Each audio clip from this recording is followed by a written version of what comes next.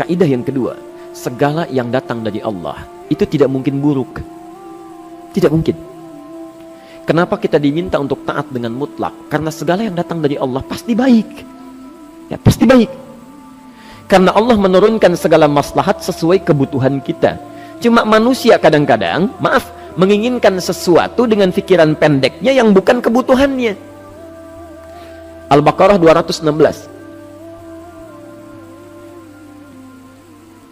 Agak pelan-pelan kita ya.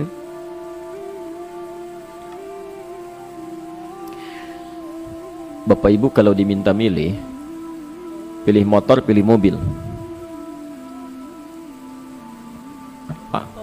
Pilih motor, pilih mobil. Kalau sebagai manusia biasa pilih motor, keterlaluan itu. Umumnya akan memilih mobil. Akan memilih mobil umumnya. Tapi kadang-kadang kita menginginkan sesuatu yang tinggi, menurut Allah itu bukan kebutuhan kamu. Kebutuhan kamu itu motor. Keperluan kamu motor. Kalau kamu punya mobil, sulit nantinya. Gangnya sempit, mesti bikin garasi, anggaran bertambah, dipikirin juga. Capek. Sudah, motor saja, terbebas dari banyak kemacetan, mampu diurai, tidak banyak difikirkan, pelan-pelan. Turun ayat, kutiba alaikumul qitalu wa huwa kurhul lakum. Ya. Diwajibkan atas kalian berperang. Dulu orang diminta jihad gelisah, ya. Gelisah. Nah, kalau ada perintah Allah yang melahirkan kegelisahan, ini maknanya. Ya. Tidak harus dalam konteks jihad yang fisik, ya. Jihad, melawan hawa nafsu kita. Jihad melawan pikiran kita, jihad melawan prasangka buruk kita. Kadang-kadang ada keinginan kita yang kita inginkan menurut Allah itu belum baik untuk kita. Nah, sifat manusia ketika diberikan oleh Allah keputusan yang terbaik, kadang-kadang ada sifat dalam hatinya gejolak, belum bisa menerima. Ya. Ada gejolak di hatinya. Dalam keadaan demikian kata Quran, kutiba alaikumul qital. Kalau Anda merasakan sesuatu sedang ada gejolak di jiwa, sulit menerima ketetapan Allah, maka perangi perasaan-perasaan buruk itu. Wa huwa kurhul lakum, walaupun itu sulit. Walaupun itu sulit. Jangan berprasangka buruk dulu pada Allah. Ayat yang indahnya, perhatikan kalimatnya. Asa an takrahu syai'an fahuwa khairul lakum. Boleh jadi Anda tidak menyukai sesuatu, di balik itu ada kebaikan-kebaikan besar yang Allah sedang rencanakan. Karena pikiran kita pendek, maunya sekarang saja. Tapi subhanallah, Allah sangat panjang, tidak ada batasnya. Allah memberikan maslahat sampai kamu meninggal, ini maslahatnya. Kamu berpikir sekarang saja.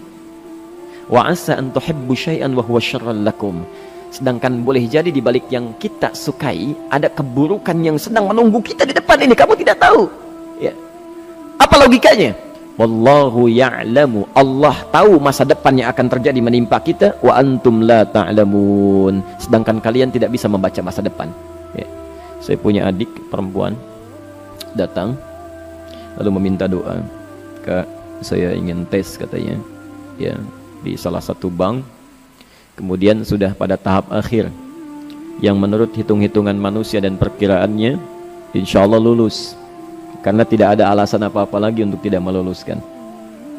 Baik, bismillah kita berdoa. Tapi doa kita seperti dibimbing oleh Quran, tidak minta dunia saja. Ya. Jadi dunia baik, Al-Baqarah 201. Rabbana atina fid dunya wa fil akhirah. Ya. Dunia minta baik, akhirat minta baik. Tapi aturan dunia dan akhirat ini jangan disebandingkan, rugi. Dunia itu kecil, akhirat lebih besar.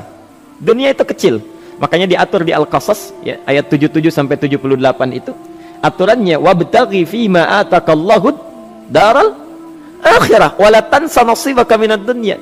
Minta seluas-luasnya akhirat, tapi dunia jangan berlebihan. Ya.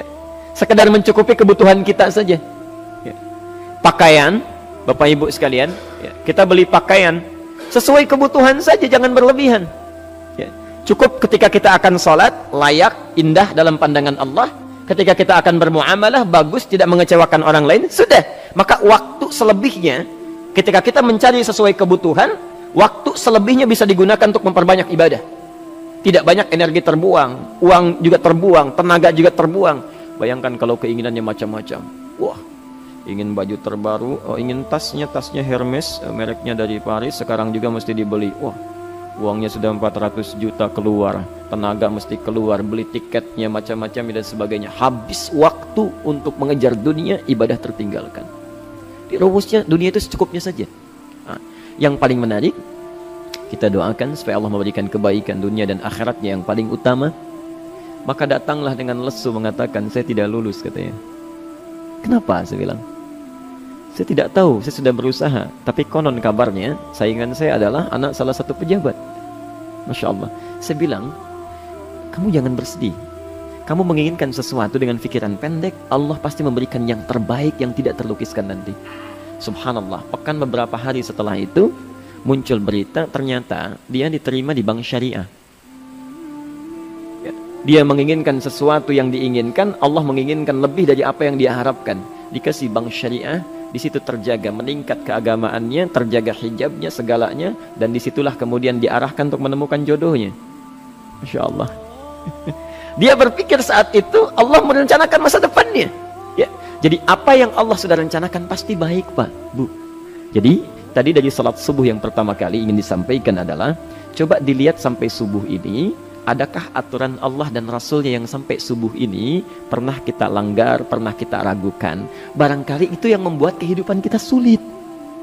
Ya. Allah, Rasul membuat aturan. Dan ada 4 tipikal orang, ya, 4 tipikal orang bila dihubungkan dengan aturan yang Allah dan Rasul sudah buat itu. 1, ada yang ikut aturan. Maka orang seperti ini kata Quran, yuridullahu bikumul yusra wala yuridu bikumul usra. Al-Baqarah 185. Allah menginginkan kemudahan, tidak menghendaki kesulitan dalam hidupmu. Ya. Maka dibuat aturan, yang ikut aturan Allah pasti mudah hidupnya. Ya, pasti mudah hidupnya. Ya. Rizkinya mudah, hidupnya mudah, nyaman, enak. Ya. 1, ada yang ikut aturan. Yang kedua, ada yang keluar aturan. Ya. Ini pasti repot. Pasti repot. Di awal-awal seperti menyenangkan, ujung-ujungnya repot. Allah bilang, jujur, jangan berdusta. Kalau dusta celaka. Wailul lil mukadzibin. Celaka bagi para pendusta. Dia keluar aturan, dia berdusta. Awal-awal memang nikmat. Besok. Ya. Pak, ini amplop siapa ya? Ya. Maaf Pak, ini amplop memang ini khusus Pak, anggaran tertentu, tidak ada kaitan dengan proyek ini. Padahal ada kaitan dengan proyek, dia sisihkan untuk kepentingan pribadinya. Bohong. Saat itu merasakan enak dapat tambahan, besok-besok dikejar-kejar sama aparat kepolisian. Ya. Celaka. Wail, itu sudah keluar aturan pasti celaka. Ya. Subhanallah. Jadi ada orang kedua keluar aturan. Yang ketiga bikin aturan sendiri. Dikasih aturan, dia bikin aturan sendiri. Subhanallah. Kalau sakit dibuat ketentuan. Sakit pertama kalau biasa-biasa saja, ya subhanallah, ikhtiarnya pergi ke dokter. Seorang sahabat datang kepada Rasulullah, ya Rasulullah, saya sakit, tolong doakan saya. Kata Nabi, idzhab ila tabib, pergi ke dokter. Ini orang pintar sekali. Kata orang ini, ya Rasulullah, Anda kan Nabi Rasul, angkat tangan Anda, Allah kan maha menyembuhkan, nanti Allah sembuhkan saya. Cerdas ya? Tapi subhanallah, Nabi harus lebih cerdas, dapat bimbingan dari wahyu. Pergilah ke dokter, karena kesembuhan yang telah Allah tetapkan dititipkan di tangan para dokter. Masya Allah, pergi ke dokter. Ya. Itu rumus pertama. Nanti kalau dokter sudah pada hand up, ya, angkat tangan, tidak mampu menyembuhkan, itu tandanya Allah ingin langsung menyembuhkan tanpa turut campur makhluk yang ada. Maka kaidahnya akan berubah nanti, ya, dari kaidah biasa kepada kaidah Al-Anbiya ayat 83 sampai 84. Itu aturan yang menyembuhkan langsung dari Allah Subhanahu wa taala. Tapi kalau Anda sakit, perginya ke dokter. Ya. Cuma ada manusia bikin aturan sendiri. Sakit, pergi ke dukun. Ya. Dukun nggak bisa, pergi ke paranormal. Dirinya pun sudah nggak normal. Makanya disebut paranormal, karena nggak normal. Ya. Tapi didatangi juga gitu, bikin aturan sendiri. Karena itu jadi lebih sulit hidupnya. Ya. Doa, minta pada Allah, kan sederhana. Ya. Doa, nggak bayar, nggak ada macam-macam, Masya Allah, gampang sebetulnya. Ada kekeringan, sekarang kan banyak kekeringan ya, banyak kekeringan. Dikasih rumus, subhanallah, dikasih rumus yang tidak perlu pakai biaya, meluangkan waktu, itu pun berpahala juga. Dunianya dapat, akhiratnya melimpah. Ya. Dikasihlah salat istisqa, Masya Allah, tinggal minta, memohon kepada Allah. Salat, mengangkat tangan, mohon pada Allah, subhanallah. Manusia tidak bikin aturan sendiri. Digarami saja. Orang garamin sayur, dia garamin awan. Cari biaya miliaran, terbang pakai pesawat. Kalau Allah tidak berkehendak, ya sudah. Ya. Ayo silahkan, berapa biaya yang mau kamu kumpulkan, tenaga yang kamu kumpulkan, silahkan aja. Ya. Yang ini hujan, bikin kering lagi di sana. Sana hujan, bikin kering lagi di sana. Mau sampai kapan? Ya. Dikasih yang gratis, tinggal muncul. Cuma manusia bikin aturan sendiri, ya susah hidupnya. Itu yang ketiga.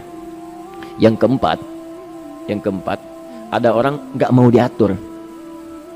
Allah bikin aturan, dia nggak mau diatur.